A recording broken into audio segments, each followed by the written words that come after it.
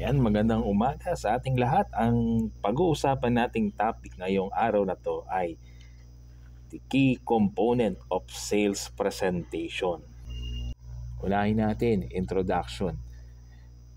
The salesperson introduce themselves, product offerings, and their company, establishing rapport with the audience. Sa pagpapakilala, ang nagbebenta, tindera o tindero man, ay ipinapakilala ang kanilang sarili, ang produktong kanilang inaalok at ang kanilang kumpanya. Nagpapatatag ito ng ugnayan sa audience o mga mamimili. Introductions serve as the gateway to the presentation, aiming to capture the audience attention and establish positive connection.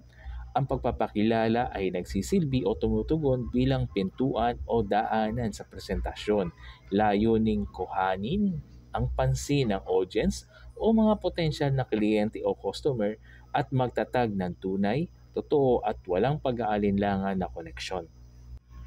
Sales professionals often use engaging opening statement, anecdotes, or relevant industry insight to grab the audience interest from the outset. Madalas na ginagamit ng mga profesional sa pagbibenta ang nakakainganyo mga pangungusap sa simula, mga anekdota. Ang anekdota ay isang makabuluhang kwento ng totoong tao o pangyayari. Mga kaugnay na kaalaman sa industriya upang makuha ang interest ng audience mula sa simula. Personalization is key.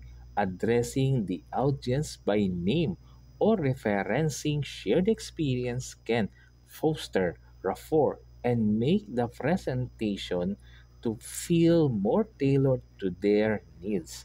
Mahalaga ang personalisasyon, ang pagtugon sa audience, client, or customer sa pamamagitan ng kanilang pangalan o pagtukoy sa pinagsamang karanasan ay makakapagpalakas at makakapagpatatag ng ugnayan at gagawing mas angkop sa kanila mga pangangailangan ang sales presentation.